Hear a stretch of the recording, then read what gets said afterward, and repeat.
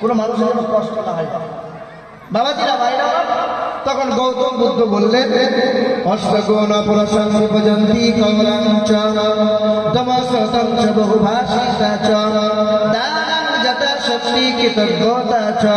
পৃথিবীর জমিনে মানব জাতির কল্যাণ কর্তা হয়ে আসবেন তিনি।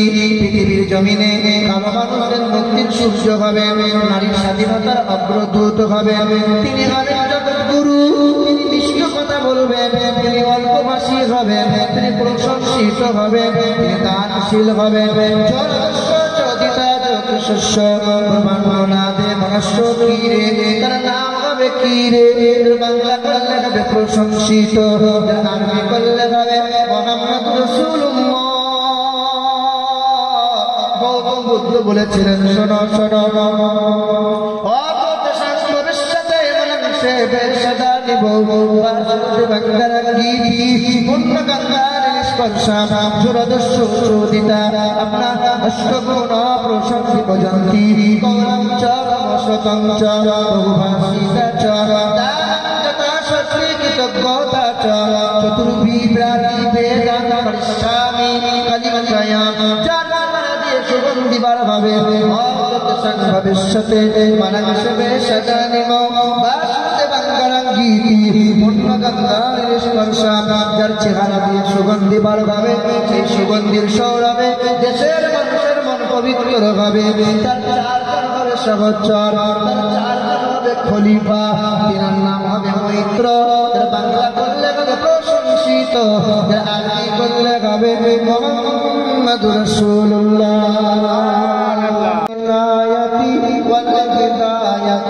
والإمامة والأمامة ثم نشهد أن سيدنا ونبينا وحبيبنا وحبيب ربنا وطبيبنا وطبيب قلوبنا ومحبوبنا ومقصودنا وأولانا ومولانا محمد صلى الله تعالى عليه وسلم عبده ورسوله. أما بعد فأعوذ بالله من الشيطان الرجيم. بسم الله الرحمن الرحيم. يا أيها النبي إنا أرسلناك شاهدا ومبشرا ونذيرا وداعيا إلى الله بإذنه وسراجا منيرا. صدق الله مولانا العظيم وصدق رسوله النبي الكريم. قال الله تعالى شأن حبيبه الكريم إن الله وملائكته يصلون على النبي يا أيها الذين آمنوا صلوا عليه وسلموا تسليما. اللهم صل على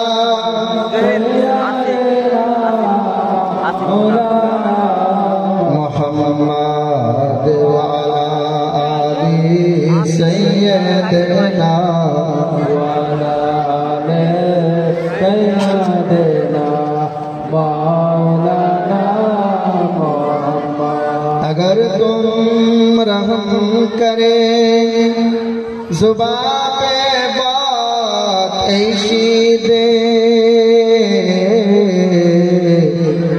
अगर तुम रहम करे जुबां पे बात ऐसी दे, जो दिल पे असर करे बलगल उला बिकमालिही कशाफत दुजा बिजमालिही हसनत जमीउ किसालिही सल्लु अलैहि व आलिही सल्लल्लाहु तआला अलैहि वसल्लम. সমস্ত প্রশংসা সেই মহান মালিকের জন্য। মা বোনেরা ও মায়েরা, ভলেন্টিয়ারদের বলা হচ্ছে তোমরা ওখানে গিয়ে একটু দেখেন। ভলেন্টিয়ার যদি যাই তো আওয়াজ বেশি বেড়ে যাবে। হ্যাঁ, কারণ মা বোনেরা তিনটে জায়গায় চুপ থাকতে পারে না। কটা জায়গায়? এক হলো পুকুরের ঘাট, দ্বিতীয় হলো কলতলা, তৃতীয় হলো মিলাদ আর জলসাতলা। যতক্ষণ জালসা শেষ না হচ্ছে আরাপুরের মা বোনেরা চুপ থাকতে পারবে না। সামনে যে বুবুটা বসে আছে টুক করে কানে হাত দেবে, বুবু কোথায় গড়ালে? বলি না তো ভাই মালদা স্বর্ণকারের দোকান থেকে গড়িয়ে আসে। ভাইয়ের চোখ আছে বাবু, আমাদের লোকটার চোখ না, সব আলু বস্তা। বুঝতে পারছি? যতক্ষণ মিলাদ জালসা শেষ না হবে কথা বন্ধ হবে। এই মা খালারা, চুপ করো মা, তোমার আওয়াজ স্টেজ পর্যন্ত আসবে কেন? একটু স্মরণ করো, তোমার আওয়াজকে পর্দা করো। আলহামদুলিল্লাহ, সমস্ত প্রশংসা সেই মহান মালিকের জন্য, যিনি আমাদেরকে পৃথিবীর সর্বশ্রেষ্ঠ সম্পদ ঈমান নামক বস্তুটা দান করেছে। আর তিনি বড় দয়া করে আমাকে আপনাদেরকে রহমতের মজলিসে, ক্ষমা পাওয়ার মজলিসে, ফেরেশতাদের মাঝে রিয়াজুল জান্নাহ, জান্নাতের বাগানে বসার তৌফিক দিয়েছেন। আর একটু আস্তে করে বলেন। আমি আপনাদেরকে আগে পর্যন্ত শুনিয়েছিলাম যে আমি তেমন মৌলবী না যে আপনাকে পাম দিয়ে সুবহানাল্লাহ বলাবো। কারণ নবী দিবস হলে জালসা হয়, মিলাদ হলে তখনও বয়ান হয়, জুম্মার দিনে হুজুর তো বয়ান করে মসজিদ ফাটিয়ে দিচ্ছে। তারপরেও আপনার সুবহানাল্লাহ যদি এখনো আপনাকে বলাতে হয় তাহলে জানতে হবে নসিব খারাপ, তাই না? ফুটবল খেলা তো আপনারা দেখেছেন না? এদিকে 11টা প্লেয়ার, ওইদিকে 11 প্লেয়ার, 22 জন ঘন্টাখানে খুব লাথি মারে। ফুটবল যখন ক্লান্ত হয়ে যায় তো খেলার সভাপতি আলতো করে আদর করে তুলে জিজ্ঞাসা করে, ফুটবল তোর কি এমন অপরাধ রে, সবাই তোকে লাথি মারে কেন? তো ফুটবল কাঁদে আর বলে, আমার একটাই অপরাধ, কেউ যখন আমাকে পাম দেয় তখন আমি ফুলে যাই, আর ফুলে গেলেই আমাকে লাথি খেতে হয়। আমি আপনাকে পাম দিয়ে না না আপনাকে পাম দিয়ে আমি সুবহানাল্লাহ বলাবো না, কারণ জোর করে সুবহানাল্লাহ বলিয়ে লাভ হবে। জান্নাতি মানুষ আপনারা জান্নাতের বাগানে বসার সুযোগ পেয়েছেন। এই জায়গায় সব মানুষ বুঝতে পারে না, সব না এই জায়গায় আসতে পারে না। ওর নাম মৌমাছি, এর নাম গুয়ে মাছি। এটাও মাছি, ওটাও মাছি। মৌমাছি শুধু ফুলে বসবে, তাই না? এ নোংরা এইদিকে লক্ষ্য করো, মৌমাছি শুধু ফুলে বসবে, মৌমাছি আবর্জনাতে বসবে না। গুয়ে মাছির স্বভাবটাই ওই রকম, কখনো ভালো কাজ করে, আবার কখনো গ্লাস ধরে টানও মারে, কখনো ভালো কাজ করে। গুয়ে মাছির স্বভাবটাই ওই রকম, মিষ্টির হাঁড়িতেও বসবে, পায়খানাতেও বসবে, সুযোগ পেলে আপনার শরীরেও বসবে। আল্লাহ পাক রব্বুল আলামিন বলেন, সুম্মা কুলি মিন কুল্লিস সামারাত ফাসলুকি সুবুলা রাব্বিকি যুলালা ইয়াখরুজু মিন বুতুনিহা শারাবুন মুখতালিফুন আলওয়ানুহু ফীহি শিফাউল লিন-নাস। মৌমাছির দিকে তাকিয়ে দেখো, মৌমাছি উচ্চ শিখরে ঘর বানায়। আমি আল্লাহ পাকের জিকির কোনোদিন বন্ধ করে না, নবীর দরুদ পড়া কোনো সময় বন্ধ রাখে না। উড়তে যায় তো খাবার সংগ্রহ করে, দরুদ পড়তে পড়তে যায়, খাবার সংগ্রহ করে তো মহান মালিকের জিকির আর শুকরিয়া আদায় করতে করতে ঘরে ফিরে বাসায়। আমি আল্লাহ পাক বলে যে শিফাউল লিন-নাস, মৌমাছির দেহের নির্গত পানি আমি মানব জাতির জন্য রেখেছি শিফা। এ মুসলমান, স্বভাব যদি বানাতে হয় তো মৌমাছির মতো বানাও। এই জায়গায় সব মানুষ বসতে পারে না, এই জায়গায় বসলে পরে আল্লাহর ওলি হওয়া যায়, এই জায়গায় বসলে পরে সচ্চা মুমিন বান্দা হওয়া যায়, এই জায়গায় বসলে পরে আল্লাহর পিয়ারা বান্দা হওয়া যায়। সুবহানাল্লাহ, আস্তে করে হলো না? আল্লাহ রাসূল আমার উঁচু জায়গায় বসে ওয়াজ করেছিলেন। যে সমস্ত মানুষরা ওয়াজ শুনেছিল কলবগুলো থরথর করে কেঁপেছিল, নবীর হাতে হাত দিয়েছিল, শপথ গ্রহণ করে অঙ্গীকার করে নিয়েছিল। এক একজনকে আমার আল্লাহ পাক সাহাবার দরজা দান করে দিয়েছে। হাসান বসরি ওয়াজ করেছিলেন, মাওলাই আলী ওয়াজ করেছিলেন, হাসান বসরি হয়ে গেছে। হাসান বসরি ওয়াজ করেছিলেন, হাজার জনতার ভিড়ে ওয়াজ শোনার মতো শুনেছিল। ভাষার হাফি মাতাল ছিল, মাতাল, সকাল সন্ধ্যা মদ পান করত। মাতাল ছিল কাল, ওয়াজ শুনেছিল। মহান মালিকের দরবার থেকে ইলহাম হয়েছিল, কোরআনকে ভালোবেসেছিল, মহান মালিকের দরবারে পছন্দ হয়েছিল। মাতাল ছিল, খবর নিয়ে দেখো বাসার হাফিয়াতি ওলি হয়ে গেছে। ওয়াজ করেছিল, জামানার বিখ্যাত সুদখোর হাবিবে আজমি সুদখোর ছিল, কাল সুদখোর ছিল। চোখের পানি পেলে মালিকের দরবারে তওবা করে নিয়েছিল। আল্লাহ পাক তার চোখের পানিকে কবুল করে নিয়েছিল। কাল সুদখোর ছিল, আজ জামানার হাবিবে আজমি আল্লাহর ওলি হয়ে গেছে। ওয়াজ করেছে, খাজা মঈনুদ্দিন হয়েছে। খাজা মঈনুদ্দিন ওয়াজ করেছিল, বাবা কুতুবউদ্দিন বাখতিয়ার হয়েছে। বাবা কুতুবউদ্দিন বাখতিয়ার ওয়াজ করেছে, বাবা ফরিদউদ্দিন গঞ্জে শাকর হয়েছে। বাবা ফরিদউদ্দিন গঞ্জে শাকর ওয়াজ করেছে, বাবা শামসুদ্দিন পানিপতি রহমাতুল্লাহ আলাইহি হয়েছে।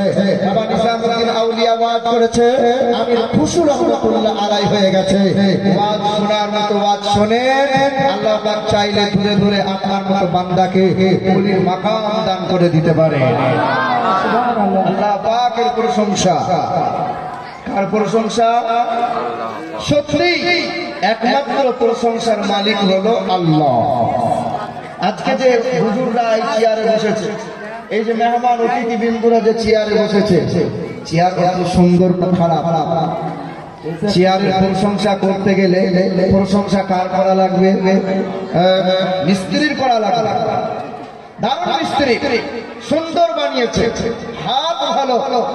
মিস্ত্রিকে জিজ্ঞাসা করো, মিস্ত্রি তুমি যে কাঠের একটি খাট বানালে, কাঠের একটি চেয়ার বানালে, বলো মিস্ত্রি তোমাদের এইরকম কোন কোম্পানি আছে যে কোম্পানি থেকে কাঠ তৈরি হয়?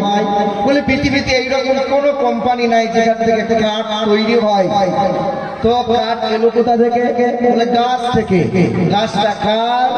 বলে আল্লাহ। আল্লাহ বলে বান্দা প্রশংসা যদি করতেই হয় আমি আল্লাহর প্রশংসা করো। জোরে বলো। বিরাট বালাখানা তৈরি হয়েছে, 4 তলা বিল্ডিং। কোন মিস্ত্রি বানালো রে? দারুণ মিস্ত্রি বাবু, সাংঘাতিক মিস্ত্রি।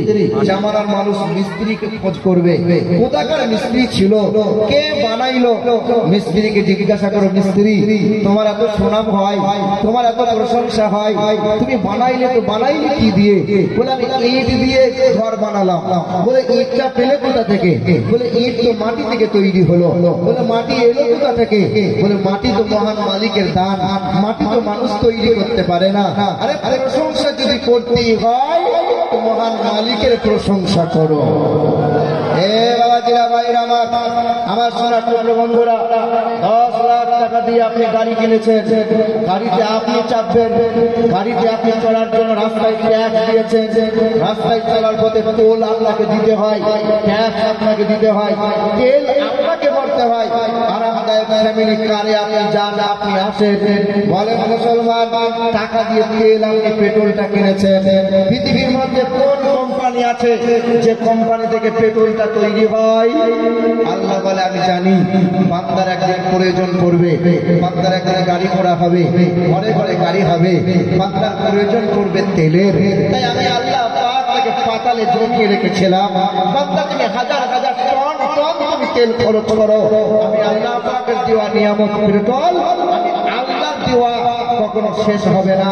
এই গাড়িওয়ালা, প্রশংসা যদি করতেই হয় সেই মহান মালিকের প্রশংসা করো। আজ জামানার মানুষ তাজমহল দেখে প্রশংসা করে, আজ জামানার মানুষ বাবিলনের ঝুলন্ত বারান্দা দেখে প্রশংসা করে, আজ জামানার শিক্ষিত মানুষ যারা ওই হাওড়ার ব্রিজ দেখে প্রশংসা করে। তারা কেন? হাওড়ার ব্রিজ 300 বছর দাঁড় করানো আছে, এখনো অক্ষত অবস্থায় আছে। 300 বছর বয়স হয়ে গেল, সকাল সন্ধ্যা হাজার হাজার টন যাচ্ছে আসছে, এত ভারী যানবাহন যাওয়ার পরেও হাওড়ার ব্রিজ এখনো অক্ষত। আমার আল্লাহ বারবার মনে মনে করিয়ে দেয়, শিক্ষিত মানুষ তোমরা, আমি আল্লাহ পাকের প্রশংসা করতে মন হলো না। হাওড়া ব্রিজ অক্ষত 300 বছর বয়স হয়ে গেল, আর আমি আল্লাহ পাক আমি আল্লাহ পাক সাত আসমানকে ছাদের মতো বিনা পিলারে দাঁড় করিয়ে রেখেছি, অক্ষত অবস্থায় রেখেছি। আমি আল্লাহ পাকের প্রশংসা কি করবি না? রাস্তা দিয়ে গাড়ি চলে, রাস্তা দিয়ে ঘোড়া চলে, রাস্তা দিয়ে যানবাহন চলে, আর আমি আল্লাহ আসমানে রাস্তা বানিয়েছি, সেখানে গাড়ি নয় চন্দ্র চলে, সূর্য চলে, গ্রহ নক্ষত্র চলে। আমি আল্লাহ পাকের প্রশংসা বান্দা কখনো করে শেষ করতে পারবে না। তাই সেই মহান মালিকের দরবারে উচ্চ কণ্ঠে আওয়াজ করে বলি আলহামদুলিল্লাহি রাব্বিল আলামিন। জোরে হলো না? আলহামদুলিল্লাহি রাব্বিল আলামিন। প্রশংসার পরে যাবতীয় প্রশংসার মালিক আল্লাহ, তারপরে শত কোটি দরুদ আর সালাম। যে নবী দাঁড়ালে পরে আসমানের উচ্চতা লাভ করে, যে নবী বসলে পরে ভুবনের স্থিরতা লাভ করে, যে নবী হাসলে পরে জান্নাত সৌন্দর্যতা লাভ করে, যে নবী কাঁদলে পরে জাহান্নাম থরথর করে কাঁপতে শুরু করে, যে নবীর চুলের কৃষ্ণতায় রাতের অন্ধকার ফিরে পায়, যে নবীর নুরানি চেহারাতে দিনের আলো লাভ করে, যে নবী মক্কার মতি মদিনার জ্যোতি, দুই গুণের সাথী, উম্মতের কান্ডারি, তো জাহানের বাদশাহ হাবিবে কিবরিয়া জনাবে মুহাম্মদুর রাসূলুল্লাহ সাল্লাল্লাহু তাআলা আলাইহি ওয়াসাল্লাম। উপস্থিত স্টেজে বসে থাকা ওলামায়ে কিরামগণ এবং সম্মানীয় অতিথিবৃন্দ, আমার সম্মুখে বসে থাকা মুরব্বী বাবাজিরা, ভাইরা এবং চিৎকার করা মা ও বোনেরা, সকলকে আন্তরিক সম্ভ্রম, শ্রদ্ধা, শুভেচ্ছা। আমি জানি তোমরা কথা বলা বন্ধ করবে না। ভাইরা, এত কথা বলো কেন? একটু শরম করো, একটু লজ্জা করো, একটু লজ্জা করো। কাল সকালবেলায় লজ্জাবতী গাছের শেকড় কেটে খেয়েও একটু যদি হয়তো হবে। বাবাজিরা, ভাইরা, আল্লাহ পাকের প্রশংসার পরি আল্লাহ পাক যেন আমাদের প্রতি দয়া, অনুগ্রহ আর শান্তি ধারা আমাদের সকলের উপর বর্ষণ করেন। জোরে বলি আল্লাহুম্মা আমিন।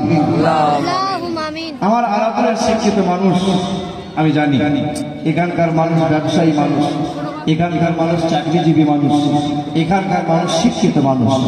আমি আমার আন্তরিক সম্ভ্রম জানাইয়ে জিজ্ঞাসা করি, পৃথিবীর জমিনে আমার আল্লাহ পাক যা কিছু সৃষ্টি করেছেন, সকল সৃষ্টিকে কার জন্য বানিয়েছেন? একমাত্র কার জন্য? কার জন্য? মানব জাতির জন্য। কথা বোঝেন, কথা ভাবেন, তারপর হ্যাঁ কি না এটা বলবেন। উদুম কিন্তু বলে দিয়েন না, এটা ফাংশন নয়, এটা জালসার জিনিস। বাবাজিরা, ভাইরা, স্কুল বলেন, কলেজ বলেন, ভার্সিটি বলেন, হাসপাতাল বলেন, পৃথিবীতে এমন একটা হাসপাতাল দেখাতে পারবেন যে হাসপাতালটা শুধুমাত্র ছাগলের জন্য বানানো হয়েছে? পারবেন? পৃথিবীতে এমন একটা কলেজের নাম বলে দিল যে কলেজটা শুধু গরুর জন্য বানানো হয়েছে? আছে? আছে? পৃথিবীতে এমন একটা আই কেয়ার সেন্টার দেখা যে হাঁস মুরগির জন্য বানানো হয়েছে? আছে বাবা? নাই। কার জন্য বানানো হয়েছে? সব কিছু মানুষের জন্য। ঠিক না বল? এ বাবা যে আমার সোনার বন্ধুরা, আমার শুধু মানুষেরা, গরু, ছাগল, কুকুর, বিড়াল, হাঁস, মুরগি, যে খাবারটা মন চাইবে সেই খাবারটা সে মচমচিয়ে খেতে পারে। কারণ গরু ছাগলের জন্য হিসেব দেওয়া লাগবে না, গরু ছাগলের জন্য জান্নাত নাই, জাহান্নাম নাই। মানুষকে ইচ্ছে মতো খাবার পাওয়া যাবে না, কারণ মানুষের জন্য হিসেব দেওয়া লাগবে, মানুষের জন্য জান্নাত আছে, জাহান্নাম আছে। ঠিক না বল? গরু ছাগল যেখানে চাইবে সেখানে শুতে পারে, মানুষ কিন্তু সব জায়গায় শুতে পারবে না। গরু ছাগল যেখানে চাইবে সেখানে পেশাব করতে পারে, কিন্তু মানুষ সব জায়গায় পেশাব করতে পারবে না। গরু ছাগল যেখানে চাইবে সেখানে যৌন মিলন করতে পারে, কিন্তু মানুষ সব জায়গায় সব অবস্থায় কিন্তু যৌন মিলন করতে পারে না। কারণ ওরা হলো পশু, অবলা প্রাণী, ওদের বিবেক নাই, বুদ্ধি নাই। আল্লাহ ওদেরকে কোনো পশু বানিয়েছেন, কিন্তু আমরা তো মানুষ, আমরা মানুষ, আমরা আমাদের জন্য হিসেব দেওয়া লাগবে, আমাদের জন্য জান্নাত আছে, আমাদের জন্য জাহান্নাম আছে। বলেন বাপ, জান্নাতে গরু ছাগল যাবে কি যাবে না? হ্যাঁ কি না? বুঝে শুধু বলেন যাবে, যাবে। গরু ছাগল জান্নাত, কথা গোলমাল করেন। গরু ছাগলের জন্য জান্নাত, জান্নাত কাদের জন্য? জান্নাত কাদের জন্য? কি কথা বলছেন আপনারা? মানুষের জন্য। আচ্ছা বলুন, মানুষের জন্য জান্নাত ঘটে কিনা? সব মানুষের জন্য জান্নাত ঘটে কিনা? সব মানুষের জন্য জান্নাত ঈমানদারদের জন্য, সবার জন্য জান্নাত। আচ্ছা আমরা যে দরুদ পড়লাম, ওয়াজের শুরুতে দরুদ পড়েছি না পড়ি নাই? আচ্ছা দরুদ কি হুজুররা পড়বেন, আমরা সবাই পড়বো? আচ্ছা দরুদ সবাই পড়তে পারে কি পারে না? সবাই পড়তে পারে। আপনাদের জীবন ভরে যে ওয়াজ শুনেছেন, আজকের ওয়াজ আপনাদের বৃথা হয়ে গেছে। সবার জন্য দরুদ নয়, সবার জন্য দরুদ নয়। ইমাম সাহেবকে জিজ্ঞাসা করে নেবেন, কুরআন শরীফে কোনো জায়গায় বলা নাই যে ইয়া আইয়ুহান নাস সাল্লু আলাইহি ওয়া সাল্লিমু তাসলিমা। কি বলা আছে? ইয়া আইয়ুহাল লাযীনা আমানু, সবার জন্য, সব মানুষের জন্য দরুদ নয়, শুধু বিশাল করে ঈমানদারদের জন্য দরুদ। বুঝবে কথা, ভাববে, তারপরে হ্যাঁ কি না দেবেন। আমি বলেছি না হুজুর বলে দেবেন না, কথা ভাববে। এ বাবাজিরা ভাইরা আমার, এখন তো আরেকটা প্রশ্ন আপনাদেরকে জিজ্ঞাসা করি, বলবো না ভাবছিলাম তো বলে দিই। আচ্ছা মুসলমানের সর্বপ্রথম ফরজ কোনটা কার জানা আছে? একটা মুসলমান ঈমানদার, ওই ব্যক্তির সর্বপ্রথম ফরজ কোনটা? একটা মানুষ বলেন, ওলামারা বাদ দিয়ে একটা মানুষ বলেন। যদি বলতে পারেন তো আলহামদুলিল্লাহ, আর যদি না বলতে পারেন তো জানবো আরাফার মানুষের এতদিনের শিক্ষা, এতদিনের ওয়াজ শোনা বৃথা। একটা মুসলমানের সর্বপ্রথম ফরজ কোনটা? আপনি তো ঈমানদার, আপনি তো মুসলমান, আপনি তো মুসলমান, আপনি তো ঈমানদার। এর শুরুতে সর্বপ্রথমে ফরজ কোনটা? সর্বপ্রথমে ফরজ কোনটা? নামাজ। কিন্তু নামাজ তো সাবালক হওয়ার পরে ফরজ। কথা ভাবে। এ বাবা যারা ভাইরা আমার সোনার বন্ধুরা, একটা মুসলমানের সর্বপ্রথম ফরজ হলো জ্ঞান অর্জন করা। কি অর্জন করা বলো? 12 বছর ধরে এইরকম দৌড়ে দৌড়ে মাদ্রাসায় পড়ে এলাম। আজকে জুম্মার দিনে 12:30 জুম্মার আজান হবে। 12:20 যখন আমি সুন্নত আদায় করতে চাইছি, সাইড থেকে একজন এখন কি সুন্নত হয় নাকি, এখন আজান হয়নি কেন করছে? ও মাল তো জানি না, ও মাল 40 বছর ধরে নামাজ পড়ছে, ও জানি না যে ইসলামের সর্বপ্রথম আগে হলো জ্ঞান অর্জন করা। ও যদি জ্ঞান না থাকে ঈমান টিকবে না। এখন সোশ্যাল মিডিয়ার যুগ, হুজুরের অভাব নাই, অমুক হুজুর তমুক হুজুর, যখন তখন ঈমান হারিয়ে যাবে। জানি না যে ওয়াক্ত চলে এলে সুন্নত করে নিতে পারে। হ্যাঁ বলছে এখন আজান হয়নি, দেখো দেখি কোথা কারো হুজুর এসে নামাজ শুরু করে দিল। বাবাজিরা ভাইরা আমার, শেখে জানেন। এ মুসলমান সুরাত বন্ধুরা আমার, সঙ্গী মানুষেরা, ভাইয়া রাসূল সাল্লাল্লাহু তাআলা আলাইহি ওয়াসাল্লামের জীবনী শুনতে এসেছি আমরা। এবার আপনাদেরকে প্রশ্ন করি, পৃথিবীর জমিনে সবচেয়ে বড় ধর্ম কোনটা? কথা বলেন। বড় ধর্ম ইসলাম। ছোট ধর্ম কোনটা বলেন? যদি আপনাকে বলা হয় বড় ভাই, তো জানতে হবে ওর কোনো ছোট ভাই আছে। বুঝতে পারছেন? তাহলে সবচেয়ে সর্বশ্রেষ্ঠ ধর্ম কোনটা? ইসলাম। আচ্ছা ইসলাম যে সর্বশ্রেষ্ঠ, এটা আপনি বোঝাতে পারবেন? কোনো অমুসলিম ছেলেকে বোঝাতে পারবেন? যদি কোনো অমুসলিম ছেলে আপনাকে জিজ্ঞাসা করে, কারণ আপনি তো খাবার খান ইহুদিদের মতো, আপনি তো পোশাক পরেন খ্রিস্টানের মতো, আপনি তো বিশ্বাস করেন কুত্তার মতো, আপনার চলন বলন তো বেঈমানদের মতো, আপনি আবার ইসলাম ধর্মটা ষষ্ঠ কি করে বোঝাবেন?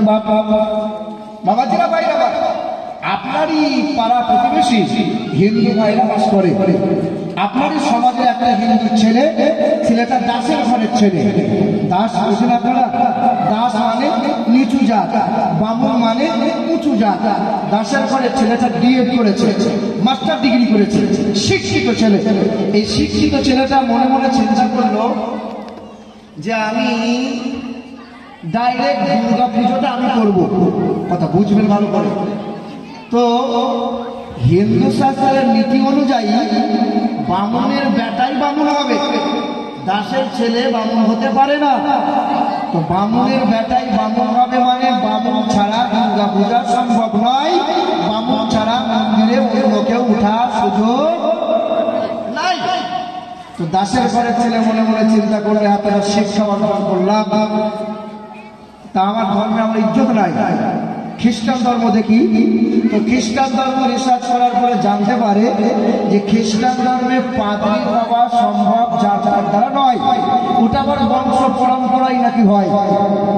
তো দাসের ঘরের ছেলে, শিক্ষিত ছেলে, ইসলাম নিয়ে না লাগাটা শুরু করলো। ইসলাম নিয়ে আপনার মালদা হাদিস থেকে রমেশ বলে নাম, গ্রামের নাম বলবো না, তার বাবার নাম বলবো না। ছেলেটা অনুরোধ করেছে, আগের বছরে কালেমা করে আমার হাতে মুসলমান হয়েছে। শুধু ছেলেটা বলেছে হুজুর নাম ঠিকানা যেন বলে দিয়েন না, আমার বিপদ চলে আসবে, পাড়া প্রতিবেশীর লোক। ছেলেটা এখন কালেমা করেছে, ছেলেটা ইসলাম সম্পর্কে মোটামুটি ভালো জেনে গেছে। জানাবো ইনশাল্লাহ আপনাদেরকে বাড়ি কোথায়, ছেলের পরিচয় কি।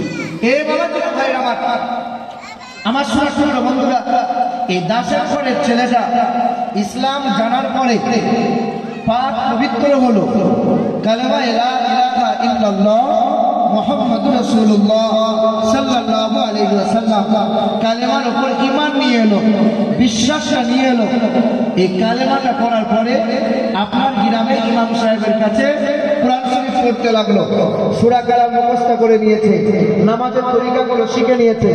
আপনার গ্রামের ইমাম সাহেব তার বোনের বিয়ের জন্য 10 দিন ছুটিতে বাড়ি গেছে। আপনার গ্রামে কোনো হুজুর নাই, কোনো হাজী সাহেব নাই, ইমামতি করবে কে? কাল ছিল দাসের ঘরের ছেলে, আজ কালেমা করে ঈমান নিয়ে এসেছে। এই ঈমানদার ছেলেটাকে দাঁড় করিয়ে ইমামতির জায়গায় দাঁড় করিয়ে দেওয়া হলো। আর আপনার মুসলমান শিক্ষিত মানুষ বলেন, এই দাসের ঘরের ছেলেটা কালেমা করে ঈমানদার হওয়ার কারণে এই ছেলেটা ইমামতির জায়গায় দাঁড়িয়ে ইমামতি করতে পারবে কি পারবে না? পারবে? পারবে? কথা বলেন, ঠিক করে বলেন, পারবে কিনা? পারবে। ছেলেটা যদি যোগ্যতা অর্জন করে মক্কা মদিনার ওই ইমাম হওয়ার সুযোগ আছে। ইসলাম ধর্মের উঁচু নিচু নেই, ইসলাম ধর্মে ভেদাভেদ নাই।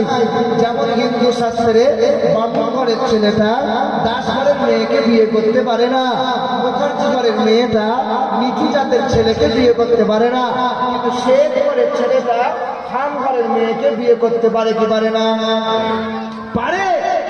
মুমিন ঘরের ছেলেটা আনসারী ঘরের মেয়েকে বিয়ে করতে পারে। ইসলাম ধর্মে আমার নবী বলছেন, মাস্টার এক কাতারে দাঁড়াও, যে কাতারে মাস্টার দাঁড়িয়ে আছে সেই কাতারে একটা জমির ক্ষেত চাষ করা শ্রমিকটা দাঁড়াবে। যে কাতারে প্রফেসরটা দাঁড়িয়ে আছে তার ঘরের চাকরটা কাঁধে কাঁধ মিলিয়ে দাঁড়াবে। কে আরবি, কে বিহারি, কে বাঙালি, কে গুজরাটি, কে কালো, কে খরসা, কে উঁচু জাত, কে নিচু জাত, ভেদাভেদ চলবে না। এক কাতারে দাঁড় করিয়ে দিয়েছেন নবী মুহাম্মদ রাসূলুল্লাহ। এর নাম হলো ইসলাম ধর্ম। জোরে বলে সুবহানাল্লাহ। আমরা মুসলমান। এবার আমাদের পরিচয় দিই, জীবনে এখনো শুরু করি নাই, শুধু আমাদের পরিচয় দেখে। আমাদের মা বোনেরা হাঁস মুরগি পালে, পালে কি বলে না? এ আবার এমন হাঁস মুরগি পালে, এক হাতে খাবার নিয়েছে আর অপর হাতে ঝাঁটা নিয়েছে। মুরগিকে আয়, আমার মুরগি আয় দেখা, অন্যের মুরগি এলে ঝাঁটাই করে বেরিয়ে তাকে তাড়াবে। বুঝতে পারছেন এর মনের মানসিকতাটা কত নিজ দেখেন। আল্লাহ বলেছেন যে পরের সন্তানের জন্য মঙ্গল কামনা দোয়া করে, আল্লাহ তার সন্তান মঙ্গল দান করে। যে পরের মুরগিকে সহ্য করতে পারে না, তার নিজের মুরগি তার ঘরে বরকত হবে হবে না। ঘরে দুই ভাই বাস করছে, দুই ভাই বিয়ে হয়ে গেছে। বিয়ে হয়ে গেল মানে এখনকার সময় ভেন্যু হতে হবে, মানে আলাদা হতে হবে। আলাদা হয়ে গেল, আলাদা মানে ঘর আলাদা, গোয়াল আলাদা, গরু আলাদা, সব ভাগ হয়ে গেল। দুটো গরু, দুটোই গাই গরু, এটাও সাদা এটাও সাদা। হ্যাঁ, তো দুই ভাই মিলে দুটো গরু ভাগ দিয়ে দেওয়াল পার্টিশন দিয়েছে, মধ্যখানে দেওয়াল দিয়েছে। এদিকে বড় ভাইয়ের গাই গরু, এদিকে ছোট ভাইয়ের গাই গরু। বড় ভাইয়ের গাই গরুতে 8 কিলো করে দুধ দেয়, আর ছোট ভাইয়ের গরুতে 2 কিলোর বেশি, 3 কিলো হয় না। তা প্রতিদিন স্ত্রী বলে, তুমি যে 5 ওয়াক্ত নামাজ পড়ছো, কি নামাজ পড়ছো? বলে কেন? নামাজ পড়ছো তো তোমার গরুর দুধ পারে না কেন? নামাজ পড়ার সাথে গরুর দুধের কি হিসাব? আল্লাহ কাছে দোয়া করতে পারে না তোমার গরুর দুধ যেন 12 কিলো হয়? মনে মনে চিন্তা করছে, আল্লাহ কি করবো আল্লাহ।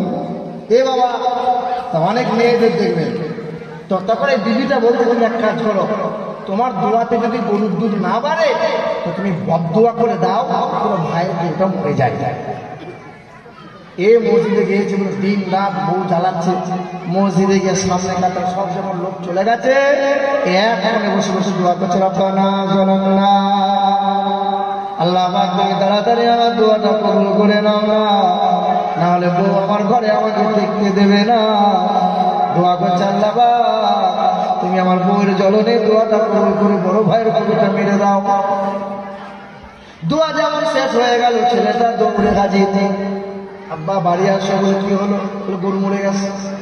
তখন ক্যাচা মেরে দৌড়, দোয়া কবুল হয়ে গেছে, সাংঘাতিক দোয়া কবুল হয়ে গেছে। তা বাড়ি যাওয়ার পরে দেখছে বউ মুড়ো ঝাঁটা নিয়ে বসে আসে, মুড়ো ঝাঁটা চোখ লাল করেছে। কি হলো? কি বাড়ি আসে, তোমাকে যে বললাম বদদোয়া করতে ভাইয়ের গরুটা যেন মরে যায়, তুমি কি করলে? আমার গরুটা যে মরে গেছে। কথা বুঝতে পারছেন না?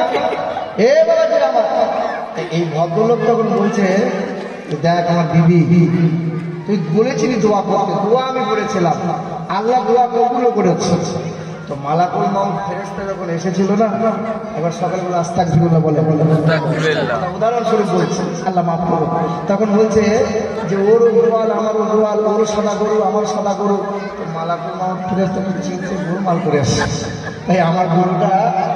এ বাবাজি আমার, যে পরের অমঙ্গল চাই, যে পরের অমঙ্গল চাই, আল্লাহ তাকে অমঙ্গল দেখিয়ে দেয়। মুসলমান বন্ধুরা আমার, শুধু মানুষেরা, ইসলাম ধর্মটা এত সহজ নয়। ইসলাম ধর্ম বড় সুন্দর, ইসলাম ধর্মের মতো আর ধর্ম হতে পারে না। শুনেছেন কি জানি না, এক বিশ্বা মহিলা পিপাসিত কুকুরকে নিজের ওড়নাটা কুয়া থেকে ভিজিয়ে পানি পান করিয়েছিল, ওই অসুস্থ কুকুরটা সুস্থ হয়েছিল। আল্লাহ নবী বলেছেন, ওই মহিলাটা জান্নাতি, মহিলা জান্নাতি। মহিলা বিশ্বাস ছিল, মহিলা দেহ ব্যবসা করত, কিন্তু মহিলার ঈমান ছিল। সামান্য আমলকে আমার আল্লাহ কবুল করে নিয়েছে। তাই আমার আল্লাহ রাসূল বলেন, ওই মহিলাটাকে জান্নাতি। আল্লাহ নবী বলেন, আমি মিরাজ থেকে ঘুরে এলাম, আমি দেখে এলাম জাহান্নামে একটা মহিলাকে কঠিন আগুনে, উত্তপ্ত আগুনে তাকে বারবার পোড়ানো হচ্ছে, কিন্তু মহিলাটা আমার খুব চেনা চেনা।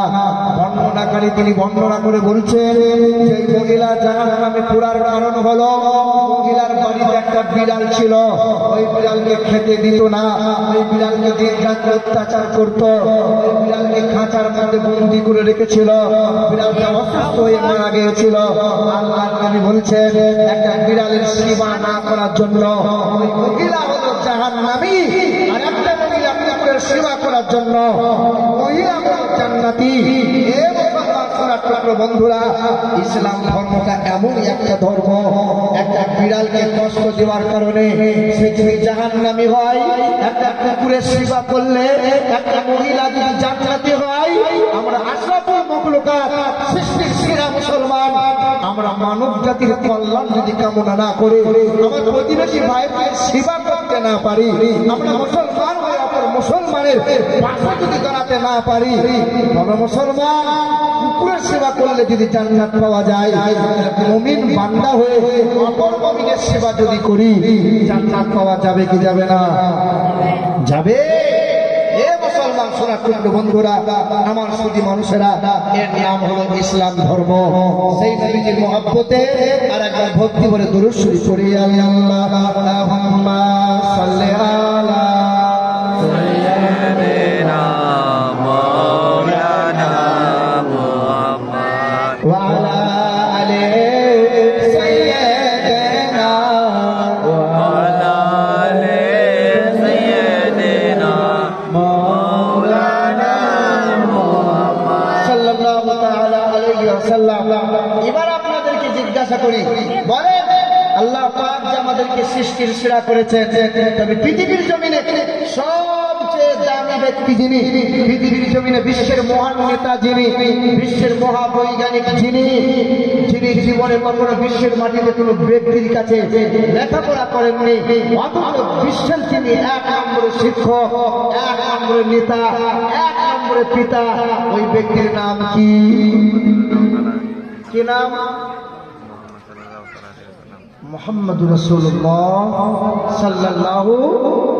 এখন ইংল্যান্ডের ব্রিটিশ মিউজিয়ামে লেখা আছে, সাদা পাথরের উপরে কালো কালি দিয়ে লেখা আছে, লিখে রেখেছে খ্রিস্টান নাসারা তারা as a leader, as a teacher, as a father, as a lovemaker, Muhammad is the superman in the world. বিশ্বের জমিনে এক নম্বর শিক্ষক যিনি, এক নম্বর নেতা যিনি, এক নম্বরের পিতা যিনি, মানব জাতির কল্যাণকর্তা যিনি, বিশ্বের এক নম্বরের মহামানব তিনি, তিনি হলেন নবী মুহাম্মদুর। গৌতম বুদ্ধ নাম শুনেছেন আপনারা? শুনেছেন না? ইউটিউবে একটু ঘেটে ঘেটে আমার জালসাগুলো শুনবেন। গৌতম বুদ্ধকে তিনি একদিন উপদেশ দিচ্ছিলেন, তো শত ভক্ত গৌতম বুদ্ধর কথা শুনছিলেন। একজন শিষ্য যার নাম ছিল আনন্দ, তিনি উঠে দাঁড়ালেন, গুরুদেবকে বললেন, গুরুদেব আপনি আজকে বেঁচে আছেন বলে ভালো ভালো কথা বলার সুযোগ পাচ্ছেন বা আমরা শুনতে পাচ্ছি, কাল যখন আপনি থাকবেন না আমাদেরকে ভালো ভালো কথা কে শোনাবে? তখন গৌতম বুদ্ধ উঠে দাঁড়িয়েছিলেন, উঠে দাঁড়িয়ে সম্মানার্থে তিনি বলেছিলেন, I am not first Buddha who come in the year. পৃথিবীর জমিনে আমি প্রথম বুদ্ধ নয়, in not time another Buddha in the world.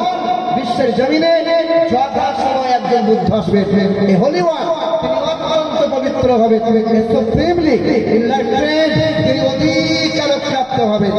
শিষ্যদের মুখে একটু হাসি ফুটেছিল, শিষ্যরা জানতে চেয়েছিল, গুরুদেব সেই এই বুদ্ধের পরিচয় দেবেন একটু, আমরা জানতে চাই, সেই বুদ্ধের পরিচয় একটু জানতে চাই। সেদিন গৌতম বুদ্ধ সামবেদের 2 নম্বর অধ্যায়ের 11 নম্বর মন্ত্র একটি জনগণের সামনে শুনিয়ে বলেছিলেন, জরদস্য জ্যোতিতা যোগীশস্য ব্রহ্মাণ্ডনাথে মনস্য ক্ষীরে অষ্টগুণ পুরসংদীপ জয়ন্তী। মাইক ম্যান, তোমার মাইক এখন সেটিং হয়নি, কিন্তু একটু মুখ যদি 2 আঙুল সরে যাচ্ছে তো ক্যাচ করছে না, মানে সব সময় এক সাইজে মুখ লাগিয়ে বলবো না, একটু সেটিং করো। তোমার মাইকের কিন্তু নাম আছে বাবা, হ্যাঁ মাইকের কিন্তু বদনাম করতে নাই, সে যেমনই মাইক হবে, আপনি বুঝতে পারছেন? মাইকের যদি বদনাম করে দাও, ওই এমন মাল ঘুরিয়ে দেবে যেটা গলসাটা ঘুরে যাবে। কি বলছেন এ বাবা? আর 3টে জিনিস ভালো হলে জালসা ভালো হয়। কথা জিনিস, এক হলো বক্তা, দ্বিতীয় হলো শ্রোতা, আর তৃতীয় হলো মাইক মেশিন। মাইকওয়ালা যদি ভালো হয়, মাইক মেশিন ভালো হলে হবে না, ওয়ালা ভালো হতে হবে। একদম মেশিন আমার সামনে, তবে মাইক মেশিনের নাম আছে না, আগে বছর ছিল। বাহ এ বাবাজিরা ভাইরা, হালকা একটু টন বাড়ান, হালকা একটু ব্যস্ত কমান, দেখেন ভালো লাগবে, কোনো মানুষের জন্য কষ্ট না হয়। বাবাজিরা ভাইরা, তখন গৌতম বুদ্ধ বললেন, অষ্টগুণ পুরসংপজন্তি কৌলাঞ্চ তমসতং চ বহুভাষিতা চ দানং যথা শক্তি কৃতজ্ঞতা চ। পৃথিবীর জমিনে মানব জাতির কল্যাণকর্তা হয়ে আসবেন তিনি। পৃথিবীর জমিনে কালো মানুষের মুক্তির সূর্য হবে, নারীর স্বাধীনতার অগ্রদূত হবে।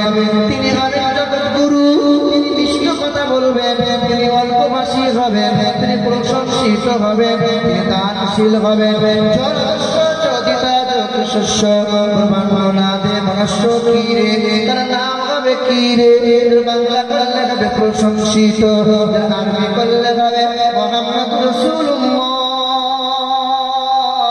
গৌতম বুদ্ধ বলেছিলেন শোনো শোনো ভবিষ্যতে সে বেশদা নিব পূর্ণ গঙ্গার স্পর্শাম চুরদস্য চোদিতা আপনার অষ্টগুণ প্রশংসি ভজন্তি কৌরম চ নমস্কৃতং চ বহুভাষিতা চ দানযতা সত্যি কৃতজ্ঞতা চ চতুর্ভি প্রাতি বেদান পরিশ্রামি কলিমন্ত্রয়া যার দিয়ে সুগন্ধি বার ভাবে ভবিষ্যতে মানস বেশদা নিব যার চেহারা দিয়ে সুগন্ধি বার হবে সেই সুগন্ধির সৌরভে দেশের মানুষের মন পবিত্র হবে তার চারজন হবে সহচর তার চারজন হবে খলিফা তিনার নাম হবে মৈত্র বাংলা করলে হবে প্রশংসিত আরবি করলে হবে মুহাম্মাদুর রাসূলুল্লাহ। এ বাবা জামাই ভাই আমার কুরআনে আল্লাহ পাক রব্বুল আলামিন জানিয়ে দেন ওয়াইদ ক্বালা ঈসা ইবনু মারইয়াম ইয়া বানি ইসরাঈল ইন্নী রাসূলুল্লাহি ইলাইকুম মুসাদ্দিকাল লিমা বাইনা ইয়াদাইহি মিনাত তাওরাত ওয়া মুবাশশিরান বিরাসূলি ইয়াতি মিন বাদি ইসমিহি আহমদ। কুরআনেতে পারা নম্বর 28 সূরা সূরা আয়াত নম্বর 8 আমার আল্লাহ পাক জগতের মানুষকে জানিয়ে দেয় ঈসা ইবনু মারইয়াম মা মারইয়ামের পুত্র ঈসা নবী আলাইহিস সালাতু ওয়াস সালাম বলেন ইয়া বনি ইসরাঈল হে বনি ইসরাঈলরা শোনো ইন্নী রাসূলুল্লাহ নিশ্চয় আমি আল্লাহ পাকের রাসূল ইলাইকুম মুসাদ্দিকাল লিমা বাইনা ইয়াদাইহি মিনাত তাওরাত নিশ্চয় আল্লাহ পাক আমার উপর একটি কিতাব দান করেছেন যে কিতাব অবতীর্ণ করেছেন এই কিতাবের নাম হলো তাওরাত ওয়া মুবাশশিরান বিরাসূলি ইয়াতি মিন বাদি ইসমিহি আহমদ। শুনে রেখে দাও আমি ঈসা নবীর পরে পৃথিবীর জমিনে আর একজন বিশ্বের মহান নেতা আবির্ভাব হবে তার নাম হবে আহমদ। তিনি হবে মক্কার মতি মদিনার জ্যোতি জনাবে মুহাম্মদুর রাসূলুল্লাহ।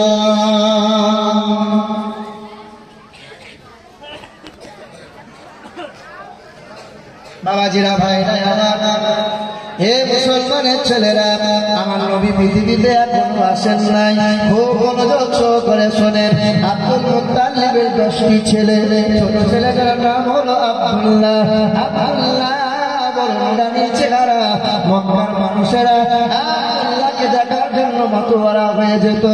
আব্দুল্লাহ যত ধীরে ধীরে বড় ভাই হযরত আব্দুল্লাহ রাদিয়াল্লাহু তাআলা তিনি যত ধীরে ধীরে বড় হন মক্কার নারী মক্কার মহিলারা আব্দুল্লাহর প্রেমে মুগ্ধ হয়ে যায় নূরানি চেহারা থেকে আব্দুল্লাহর জন্য পাগল হয়ে যায় হযরত আব্দুল্লাহকে দেখার জন্য বড় মাতোয়ারা হয়ে যায়।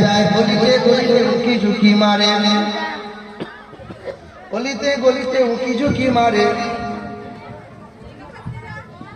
গলিতে গলিতে উকি ঝুলিক মারে হযরত আব্দুল্লাহ রাদিয়াল্লাহু তাআলা বড় সুন্দর নূরানি চেহারা।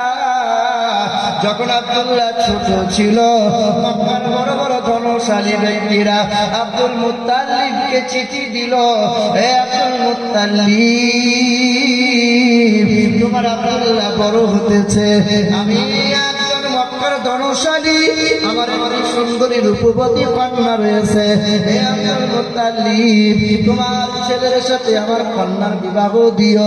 আব্দুল মুত্তালিব নাকচ করে দেয় হাজার হাজার চিঠি আসে আব্দুল মুত্তালিব আব্দুল্লাহর বিয়েটা মক্কার জমিনে দেবে না। হচ্ছে না খুব বিশাল লাগছে বাবারা ভাইরা আমার এ মুসলমান পুরো ঘোরান ভাই এদিকে বসটা আমাদের ঘোরান এই বসটা আমাদের পুরো ঘুরিয়ে বাবাজিরা ভাইরা আমার মুসলমানের ছেলেরা হে নওজোয়ান যুবকেরা হযরত আব্দুল্লাহ রাদিয়াল্লাহু তাআলা আনহু মক্কার জমিনে একজন রূপবতী মহিলা তার নাম ছিল মারিয়াম। মারিয়াম ছিল বরকা ইবনে নওফালের বোন। ওই মারিয়াম তার বান্ধবীকে দিয়ে চিঠি পাঠালো, আব্দুল্লাহকে চিঠিটা দিয়ে আসো। আব্দুল্লাহ রাদিয়াল্লাহু তাআলা আনহুর কাছে প্রেমের চিঠি এসে হাজির হয়ে গেল। আব্দুল্লাহ নাকচ করে দেয়, আব্দুল্লাহ কারো প্রেমে পড়তে চায় না, আব্দুল্লাহ কোন নারীর রূপ থেকে প্রলোভনে পড়তে চায় না। মুসলমানের ছেলেরা, নওজোয়ান যুবকেরা, কিন্তু মারিয়াম বলে ওই মহিলাটা বারবার আব্দুল্লাহকে দেখার জন্য পাগল হয়ে থাকে, বারবার আব্দুল্লাহকে দেখার জন্য ছটফট করে। যদি আব্দুল্লাহ যায় উকি ঝুঁকি মারে, বারবার আব্দুল্লাহকে দেখে। একদিন হযরতে আব্দুল্লাহকে সম্মুখে পেয়ে গেল। মারিয়াম উস্তাদটা প্রকাশ করে দিল, আব্দুল্লাহ দাঁড়াও, তোমাকে মনে জমানো দুটো কথা বলবো। আব্দুল্লাহ যখন সামনে পেয়ে গেল, মারিয়াম দৌড়ে গিয়ে লজ্জাবতী হয়ে মুখি ঝুঁকি মেরে মুখটা আড়াল করে বলল, আব্দুল্লাহ আমার নাম হলো মারিয়াম, আমার ভাইয়ের নাম হলো ওয়ারকা ইবনে নওফাল। আমি তোমাকে প্রেম করি, আমি তোমাকে বড় মহব্বত করি আব্দুল্লাহ, আমি তোমাকে বড় ভালোবাসি আব্দুল্লাহ, তুমি আমাকে বিবাহ করে নাও, আমাকে তুমি বিবি বানিয়ে নাও। যদি তুমি আমাকে বিবি বানিয়ে নাও, তুমি আমার স্বামী হয়ে যাবে। আমি আমার ভাইয়ের কাছ থেকে 100টা উটের হাদিয়া দিয়ে দেবো। কত উট দেবে? 100টা। তুমি শুধু আমাকে বিবি বানাও। এরকম যদি সুযোগ আমাদের ঘরের ছেলেরা পায়, ছেড়ে দেবে? এখন তো তোমার ছেলের জন্য মেয়ে খুঁজতে হবে না। তোমার ছেলে মোবাইলে ফেসবুকে এখন 2 বছর আগে ঠিক করে রেখে দিয়েছে। আব্দুল্লাহ জবাবে বলেছিল, মারিয়াম না না, তুমি আমাকে ভালোবাসো, তুমি আমাকে মহব্বত করো, তোমার ভালোবাসা মহব্বত তোমার কাছে রাখো।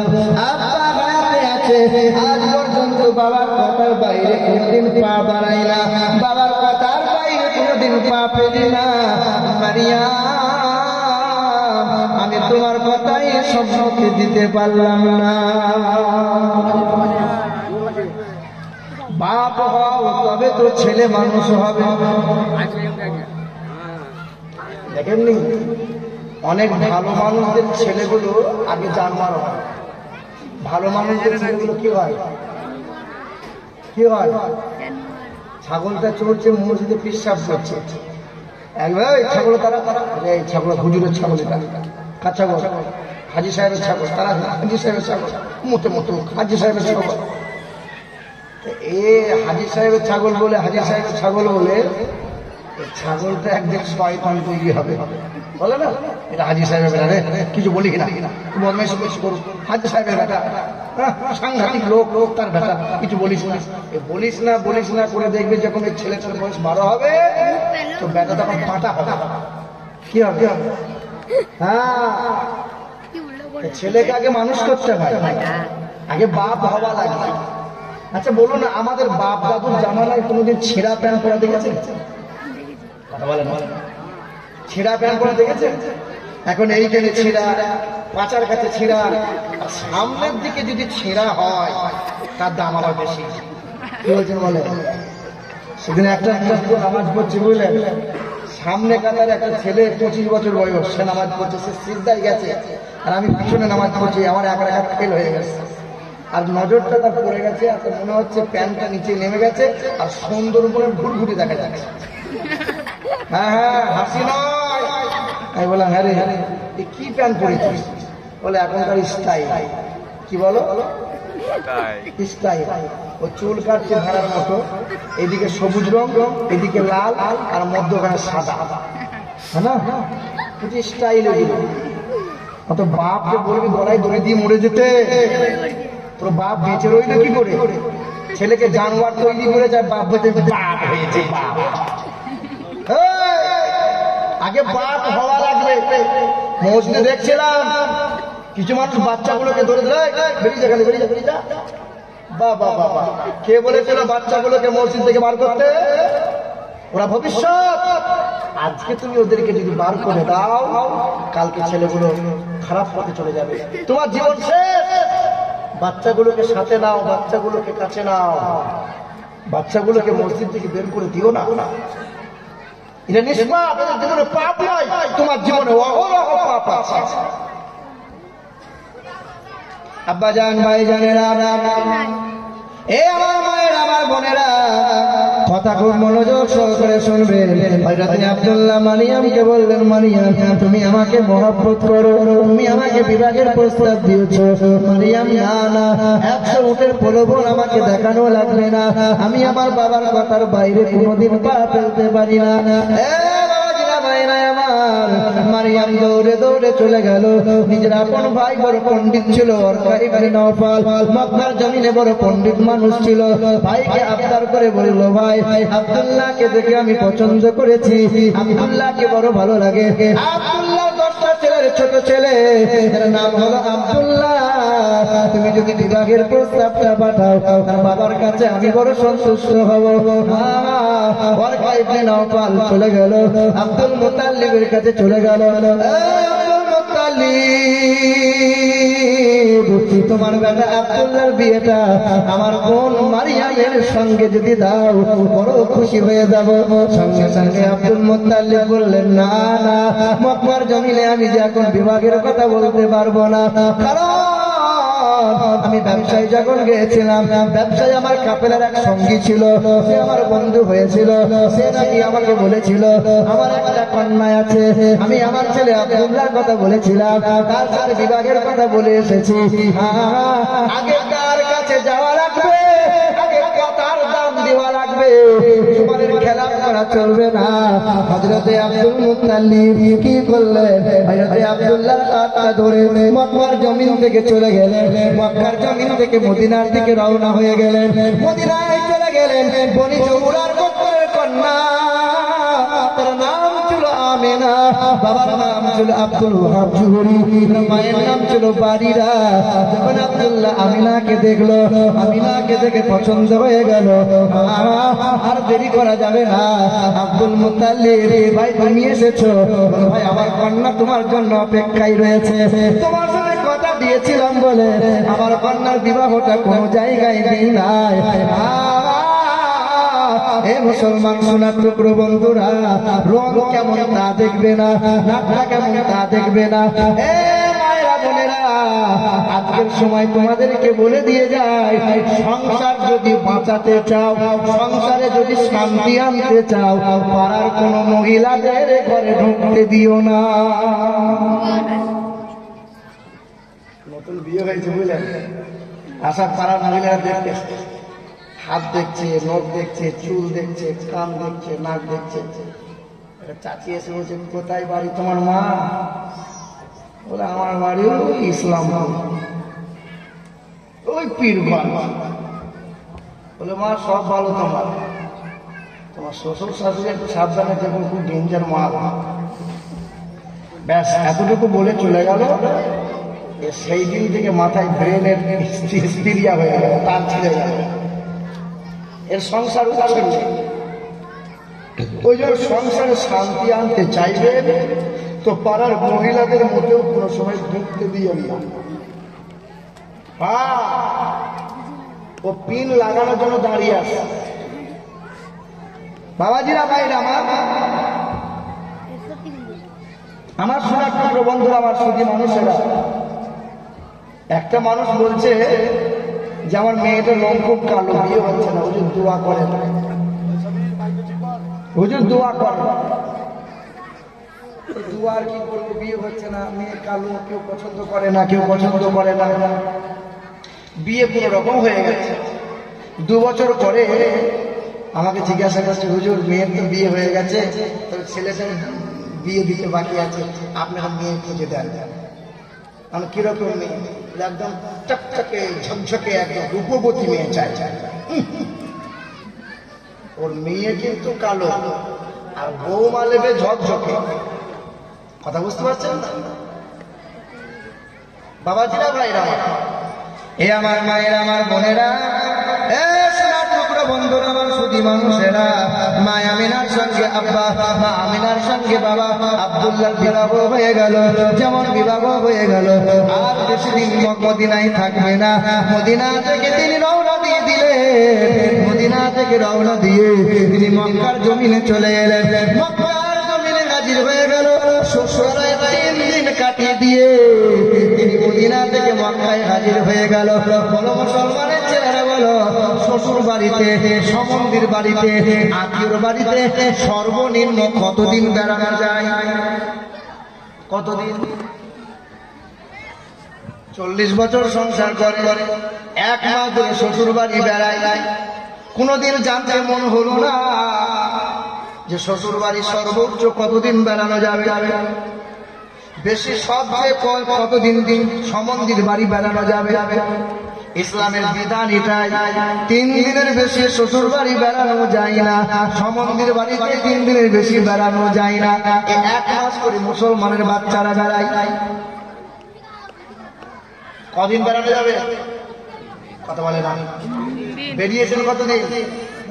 শ্বশুরের গলায় 5 দিয়ে চুষে 1 মাস, 1 মাস। হায় হায় হায় হায়।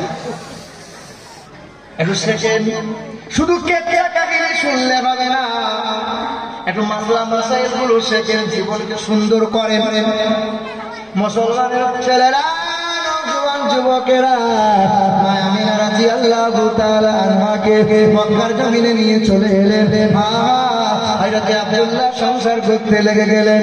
সংসার করতে করতে করতে করতে মা আমিনা আব্দুল্লাহর কথা ধরে হাসি মনে খুশিতে বলে, আব্দুল্লাহ আজ রাত্রিতে জানো নাকি, আমার গভীর রজনীতে আমি যখন ঘুমিয়েছিলাম, স্বপ্ন যোগে আমি আমিনা দেখতে পেলাম জান্নাতে 3টে রমণী আমার সামনে হাজির হয়ে গেল। একজনা ছিল ঈসা নবীর মা মারিয়াম, একজনা ছিল মা আসিয়া, ফিরাউনের বিবি আসিয়া, আর মুসা নবীর বোন কুলসুম। 3 জন জান্নাতি রমণী জান্নাতি মালা নিয়ে আমি আমিনা গলায় পরিয়ে দিয়ে, স্বাগতম আমিনা, তুমি বলে দো জাহানের বাদশার মা। ওই আব্দুল্লাহ বিবাহ করার পর রাস্তা দিয়ে যখন হেঁটে হেঁটে যায়, যখন অবিবাহিত অবস্থায় ওই মারিয়াম বলে যে মহিলাটা আব্দুল্লাহর দিকে প্রেমে পড়েছিল, আব্দুল্লাহকে মোহাব্বত করে নিয়েছিল, আর মারিয়াম আব্দুল্লাহর দিকে চায় না, আর মারিয়াম আব্দুল্লাহকে দেখে না। কারণ কি আব্দুল্লাহকে আর দেখে না কেন? হযরত আব্দুল্লাহ জিজ্ঞাসা করে, মারিয়াম, হে মারিয়াম, কারণ কি আর তুমি কেন আমার দিকে চেয়ে দেখো না? আজ আমার জন্য কেন হুজুকি মারো না? মা মারিয়াম পর্দার আড়াল থেকে বলেছিলেন, ও আব্দুল্লাহ, আর তোমাকে দেখবো না, আর তোমার জন্য পাগল হবো না। বলো আব্দুল্লাহ, সত্যি করে বলো, তোমার বিয়ে হয়েছে না হয় না? আব্দুল্লাহ বলে, আমার তো বিয়ে হয়ে গেছে। তোমার বিবির নাম কি? বলে, আমার বিবির নাম হলো আমিনা রাদিয়াল্লাহু তাআলা। তোমার রূপ দেখে আমি পাগল হই নাই, তোমার বংশ দেখে আমি মুগ্ধ হই নাই। জানো নাকি আব্দুল্লাহ, তোমার কপালে একটা নূরের জ্যোতি বাড়বো তো, রাস্তা দিয়ে চলতে, হাজারে বাজারে চলতে, তোমার নূরের জ্যোতি দেখে আমি পাগল হয়ে যেতাম। আমার মনে বড় তামান্না ছিল, আমি আমার ভাইয়ের কাছে তাওরাত কিতাব পড়া শুনতে পেয়েছিলাম। তাওরাত কিতাবে বলা আছে, জবুরে বলা আছে, ইনজিলে বলা আছে, এই জামানায় একজন মুরব্বীর, একজন ব্যক্তির আবির্ভাব হবে, একজন পুরুষের আবির্ভাব হবে, যার কপাল থেকে নূরের ছিটা বার হবে, নূরের জ্যোতি বার হবে। সে ভাবে তো জাহানের বাদশার বাবা আব্দুল্লাহ, তোমার কপালে নূরের আলো জ্যোতি দেখতে পেয়েছিলাম, তাই মনে বড় তামান্না জাগিয়েছিলাম। তুমি হবে আব্দুল্লাহ, তুমি হবে তো জাহানের বাদশার বাবা, আর আমি হব তো জাহানের বাদশার মা। আব্দুল্লাহ নসিবে আর যাবে আব্দুল্লাহ, কারণ তোমার কাছে ওই নূর আর নাই, ওই নূর মা আমিনার গর্ভে পৌঁছে গেছে। মা আমিনা রাদিয়াল্লাহু তাআলা আনহা বলেন, ও আব্দুল্লাহ, যে সেই দিন থেকে আমার পিঠে আমার গর্ভে আমার মাসুম বাচ্চা আশ্রয় নিয়েছে। রাস্তা দিয়ে চললে পরে কাপড়গুলো পাথরগুলো আমি আমেনাকে সালাম জানাই।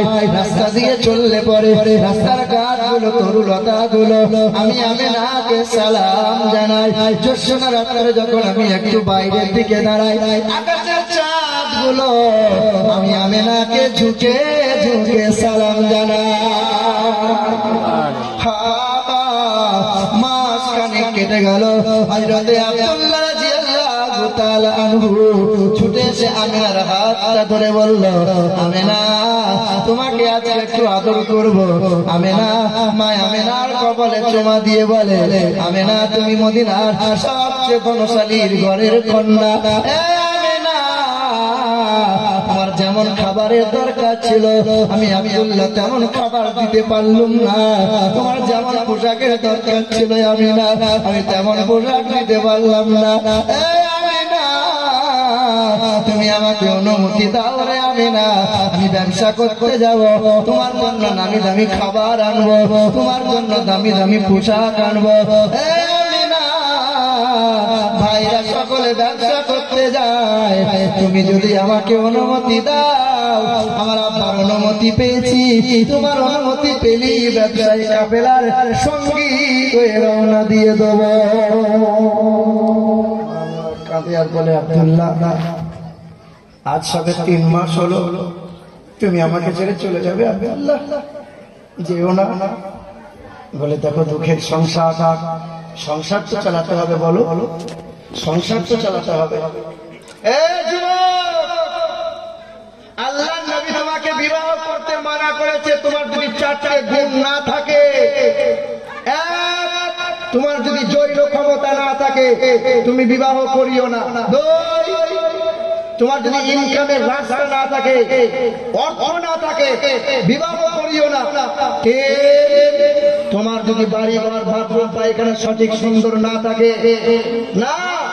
4 তুমি যদি বিবিকে ঠিক মতো চালাতে না পারো, এই 4টে গুণ যদি তোমার না থাকে, তুমি একদিন পর পর রোজা রেখে রেখে যৌবনকে ডাউন করে দাও, দাবিয়ে দাও, কিন্তু বিবাহ করিও না। সারাদিন ঘরে বসে বসে তাস খেলছে, আর বউকে বলছে যা দোকান যা, দোকান থেকে আমার বিড়িটা নিয়ে আয় তো। ইনকাম নাই, দান্দা নাই, রুজি রোজগারের চিন্তা নাই। আল্লাহ বলছেন, ইয়া আইয়ুহাল্লাযীনা আমানু ইযা নুদিয়া লিস-সালাত মিন ইয়াউমিল জুমআহ ফাসআউ ইলা যিকরিল্লাহ ওয়া যারুল বাই'। জুম্মার নামাজ আদায় করো, সালাত আদায় করো, আল্লাহ জিকির করো, আর রুজি রোজগারের জন্য মেহনতের জন্য বেরিয়ে যাও, বেরিয়ে যাও। ঘরে বসে বসে সময় নষ্ট কেন? এই বাচ্চাগুলোকে দুধ খাওয়া, এত কাঁদে কেন? চুপ করো একটু। আমার বাবাজিরা, ভাইরাই আমার, হে নওজোয়ান যুবকেরা, হযরতে মা আমিনা আব্দুল্লাহকে অনুমতি দিয়ে দিলেন। মা আমিনা রাদিয়াল্লাহু তাআলা আনহার কাছে যেমন অনুমতি পেয়ে গেল, কাফেলার সঙ্গী হয়ে গেল। মক্কা থেকে কাফেলা ব্যবসার দিকে রওনা দিয়ে দিল। করতে করতে 1 মাস কেটে গেল, 2 মাস কেটে গেল, 3 মাস কেটে গেল। যেমন 3 মাস হতে চললো, এবার খবর পাঠিয়ে দেওয়া হলো বাড়িতে, নিজ নিজ বাড়িতে খবর পাঠিয়ে দাও যে ব্যবসা করে কাফেলা মক্কার দিকে ফিরে আসছে। বিবিরা দরজার কাছে দাঁড়িয়ে আছে, আমার স্বামী আসবে, লোটা নিয়ে পানি নিয়ে দাঁড়িয়ে আছে, এই পানি নিয়ে স্বামীর পা ধুইয়ে দেবো। আজকে আমার স্বামীকে মনের মতো খাবারটা তৈরি করে আমি আমার বিবি, আমি আমার স্বামীকে খাওয়াবো। প্রতিটা বিবি দরজার কাছে দাঁড়িয়ে রয়, আর আমাদের বিবিরা কি করে? স্বামী বাড়ি এলে পরে মুখটা ঝুড়ির মতো করে থাকে। 4 মাস, 5 মাস, 1 বছর কলকাতায়, কেরালায়, চেন্নাই কাজ করে ছেলেরা, আর কলকাতার মেয়েরা জিন্সের প্যান্ট পরে ফ্যাশন করে ঘুরে বেড়ায়। এত কথা বলে, এত কথা বলে, বিচ্ছিরি অবস্থা। একটু চুপ করো না, একটু কথা কম বলো না, তোমাদের কথা কানে আসছে। একটু জিকির করে লা ইলাহা জোরে লা ইলাহা বলো লা ইলাহা ইল্লাল্লাহু মুহাম্মাদুর রাসূলুল্লাহ আল্লাহুম্মা সাল্লি আলা سيدنا مولانا মোহাম্মদ আলা সাইয়্যিদিনা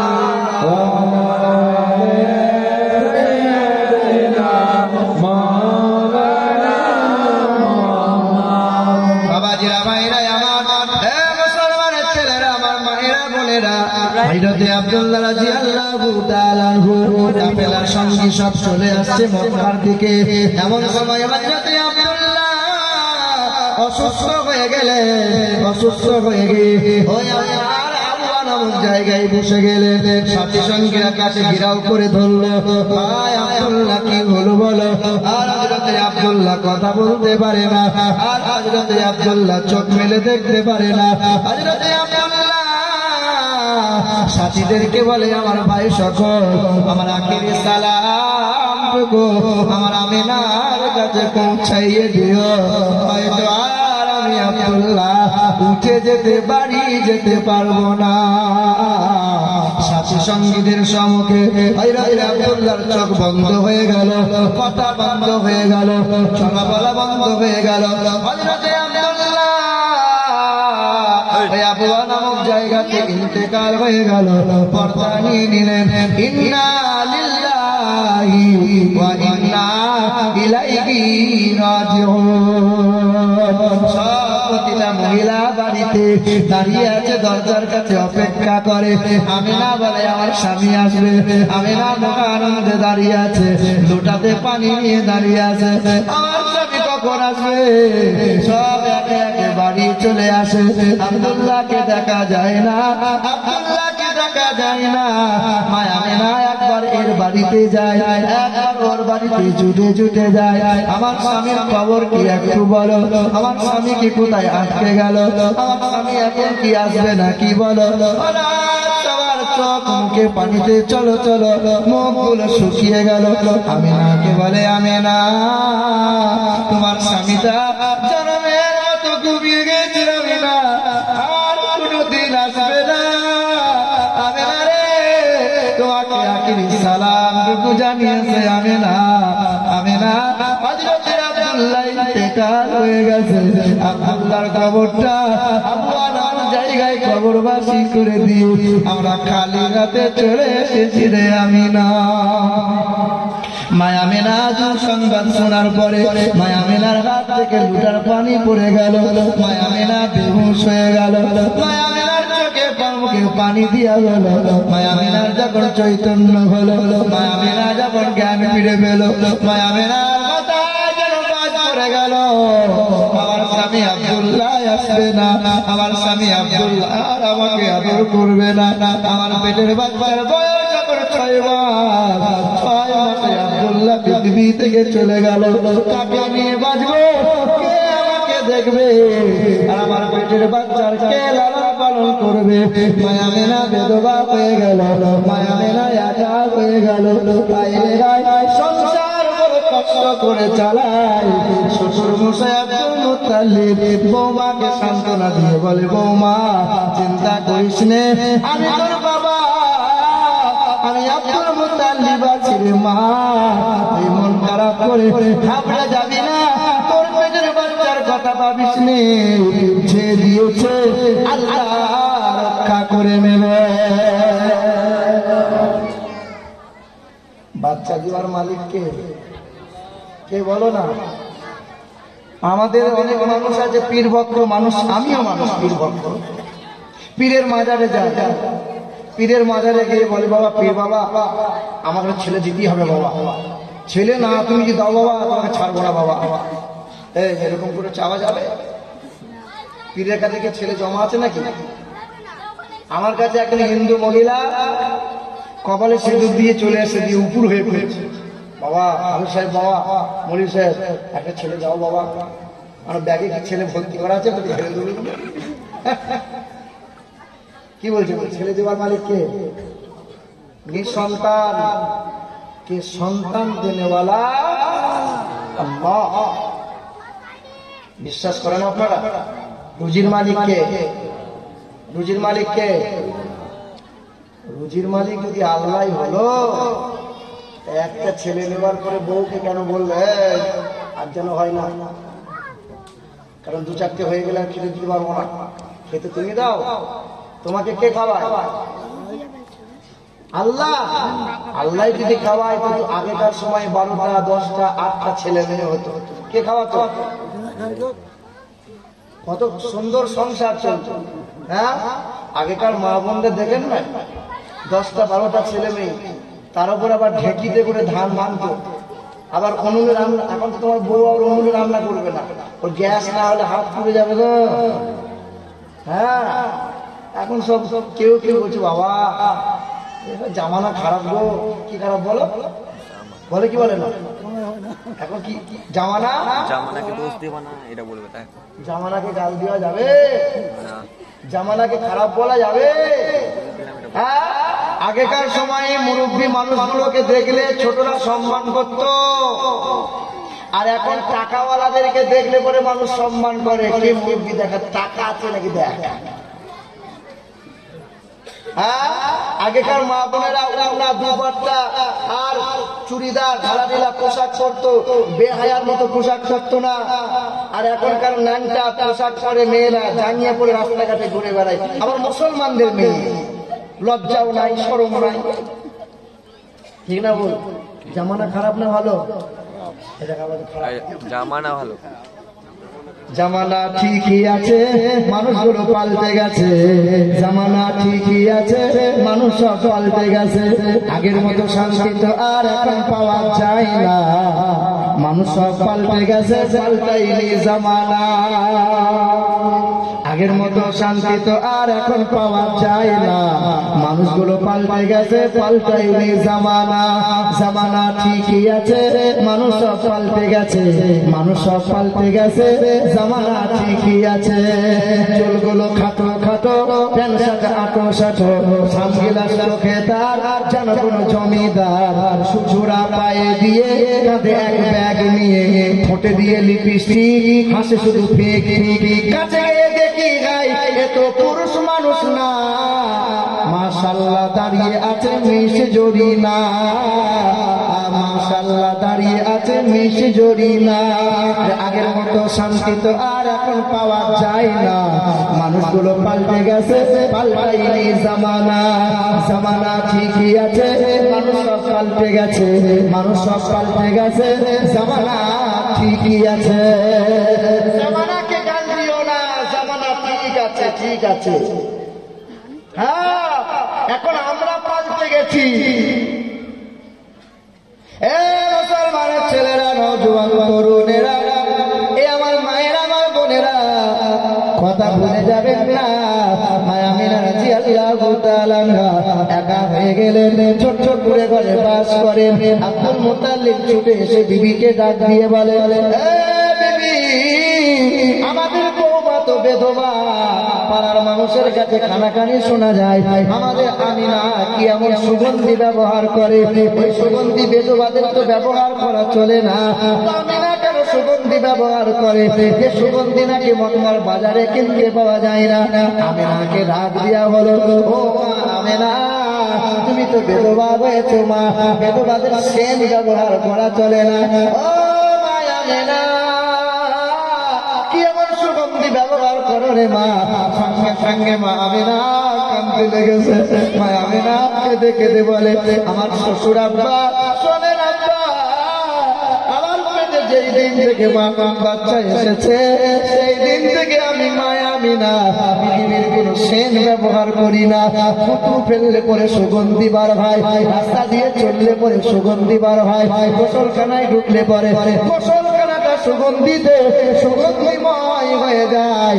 আমি আমিনা যখন কুয়াতে পানি আনতে যাই, কুয়ার পানিগুলো কলকলিয়ে সামনে হাজির হয়ে যায়। আর বলে, আমিনা তুমি বলে দোজাহানের বাদশার মা, আমিনা তোমাকে কুয়ার পাশে আসা রাখবে না রে আমিনা। একবার যদি বলে দাও আমরা কুয়ার পানি জানি তোমার বাড়ির দরজার সামনে হাজির হয়ে যাব। বাবারা ভাইরা আমার মনে রেখে দেবে, এর মাঝে আবার সূরা ফিলের ঘটনা চলে আসছে। আল্লাহর নবী পৃথিবীতে এখনো ভূমিষ্ঠ হন নাই। আল্লাহর নবী ভূমিষ্ঠ হওয়ার 49 দিন আগে আলম তারা কাইফা ফাআলা রাব্বুকা বিআসহাবিল ফিল আলাম ইয়াজআল পেঁয়াজ লেগে গেল। ওয়াজ করছি আমি, পেঁয়াজ লাগছে ওদের সাংঘাতিক ব্যাপার না। খান খান বাবাজিরা ভাইরা আমার, নওজোয়ান যুবকেরা, আমার মায়েরা বোনেরা শুনে রেখে দেন। আলম তারা কাইফা ফাআলা রাব্বুকা বিআসহাবিল ফিল জানেন কি জানেন না? কে কে জানেন হাত তুলে দেখান তো একবার আমার সাথে সাথে পড়েন। আলম তারা কাইফা ফাআলা রাব্বুকা বিআসহাবিল ফিল আলাম ইয়াজআল কাইদাহুম ফি তাদলিল ওয়া আরসালা আলাইহিম তায়রান আবাবিল তারমিহিম বিহিজারাতিন মিন সিজিল ফাজআলাহুম কা'আসফিন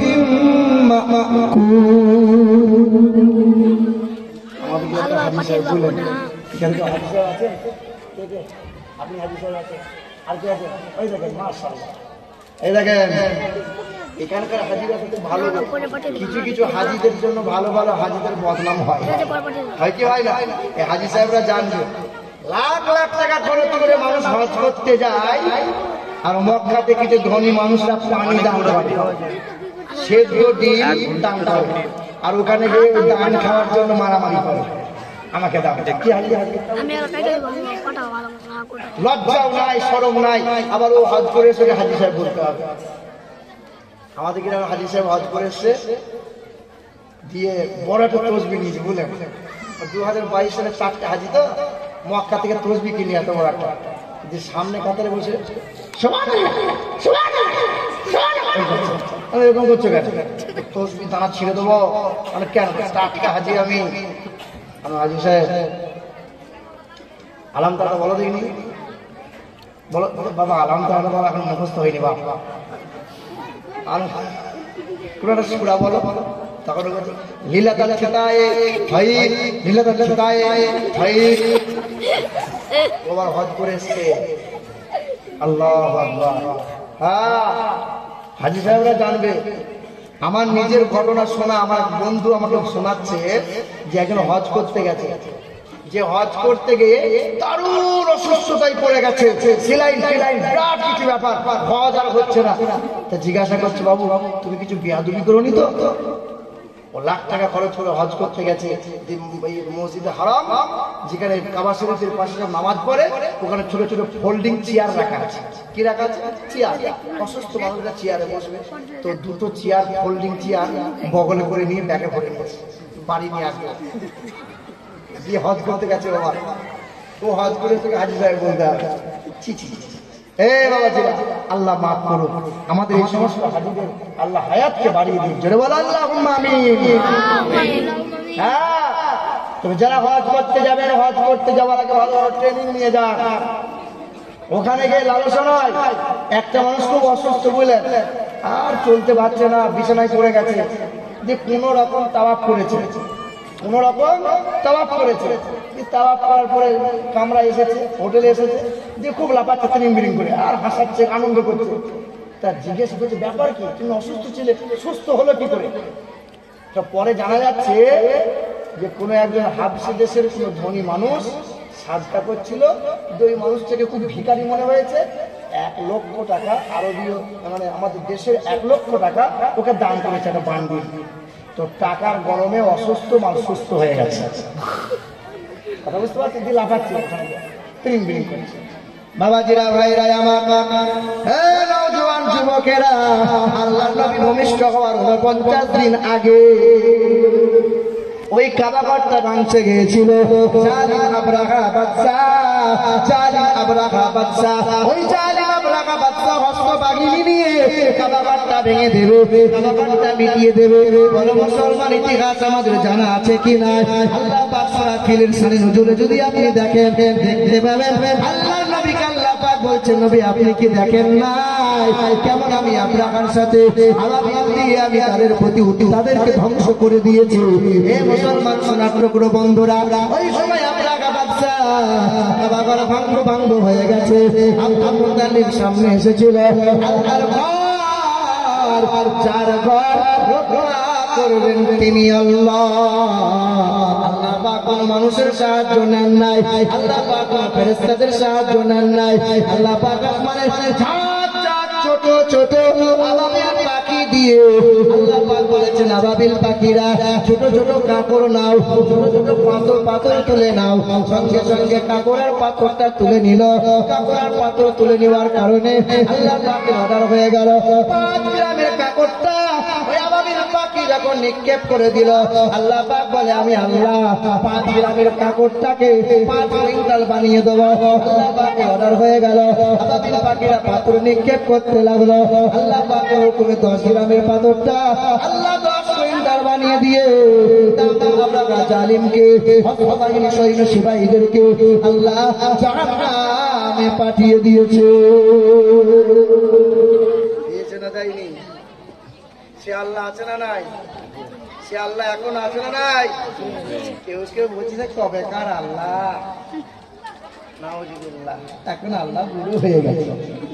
হ্যাঁ, চোখে এসেছিলাম, শিক্ষিত মানুষ গো, সে মূর্খর মতো আমাকে বলছে কবেকার আল্লাহ, সে আল্লাহ কি বুড়ো হয়নি?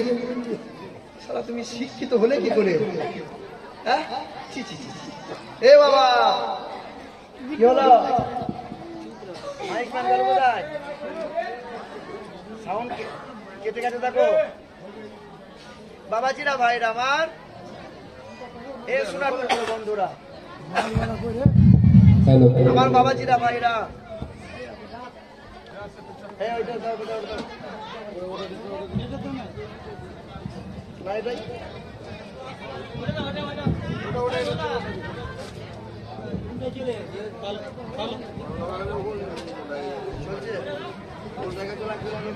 চলে না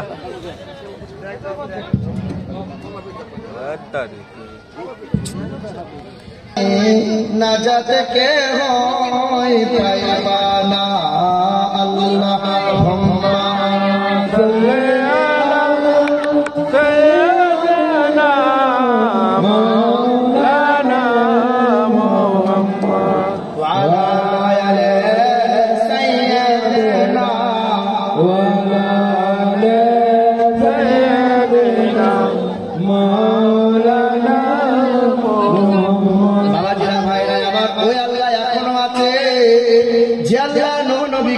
প্লাবন থেকে নূহ নবীকে মহা প্লাবন হইতে আল্লাহ পাক নাজাত দিয়েছিলেন। ওই আল্লাহ এখনো আছে যে আল্লাহ ইব্রাহিম নবীকে কঠিন আগুন থেকে নাজাত দিয়েছিলেন। ওই আল্লাহ এখনো আছে ইউসুফ নবীকে কোমা থেকে উঠিয়েছিলেন। ওই আল্লাহ এখনো আছে আইয়ুব নবীকে কুষ্ঠ ব্যাধি হইতে শিফা দিয়েছিলেন। ওই আল্লাহ এখনো আছে যে আল্লাহ ইউনুস নবীকে মাছের পেট থেকে নাজাত দিয়েছেন। বলো ওই আল্লাহ এখনো আছে না নাই? ওই আল্লাহ এখনো ফিলিস্তিনের মুসলমানদেরকে হেফাজতে রাখতে পারে কি পারে না? কেন রাখে না? বাবাজিরা ভাইরা আমার, কারণ কি জানো? আল্লাহ পাক রব্বুল আলামিন বলে, বান্দা ওয়ালা তাহিনু ওয়ালা তাহজানু ওয়া আনতুমুল আ'লাউনা ইন কুনতুম মুমিনিন। তোরা সাহস যেন হারাবি না, দুঃখ যেন করবি না, চিন্তা যেন করবি না। কেউ তোদের মারতে পারবে না, কেউ তোদেরকে আঘাত দিতে পারবে না। তোরা তোদের ভরসা, তোদের বিশ্বাস